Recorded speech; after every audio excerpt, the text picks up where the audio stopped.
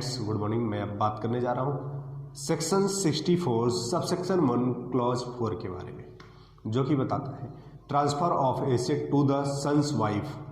कोई भी एसेट है, ठीक है ना, उसको ट्रांसफ़र कर देते हैं हम अपने सन्स वाइफ को, बेटे के पत्नी को।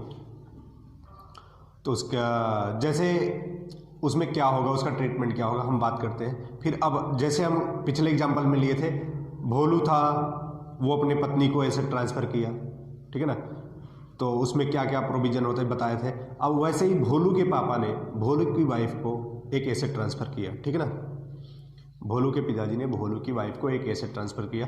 उस एसेट से यदि कोई इनकम हुआ आस्था को, ठीक है ना, भोलू के पापा जो एसेट ट्रांसफ़र किए थे आस्था को, उस एसेट से कोई इनकम आया आस्था के पास, तो वो इनकम क्लब हो जाएगा भोलू के पिताजी के हाथ में, ठीक है ना, टैक्सेबल होगा भोलू जी के पिता के हाथ में।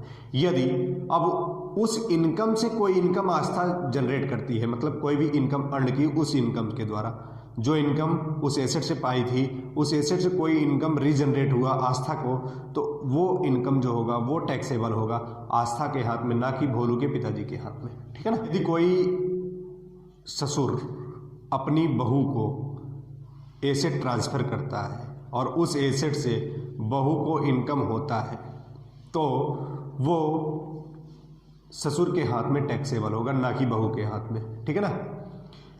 और एक एग्जांपल लेते हैं, जैसे अमिताभ बच्चन ने ऐश्वर्या राय को ट्रांसफ़र किया एक एसेट, अमिताभ बच्चन ने ऐश्वर्या राय को एक एसेट ट्रांसफ़र किया, ठीक है, और उस एसेट से ऐश्वर्या राय इनकम जनरेट करती हैं।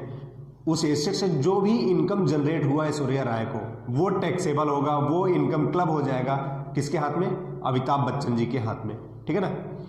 और यदि उस इनकम से जो इनकम ऐश्वर्या राय ने अर्न किया था एसेट से, उस इनकम से कोई इनकम जनरेट होता है ऐश्वर्या राय को, तो वो इनकम टैक्सेबल होगा ऐश्वर्या राय के हाथ में, ना कि अमिताभ बच्चन जी के हाथ में, ठीक है ना। तो ये टॉपिक आपको आई होप अच्छे से समझ में आ गया होगा। अब तब तक के लिए बाय बाय, टेक केयर।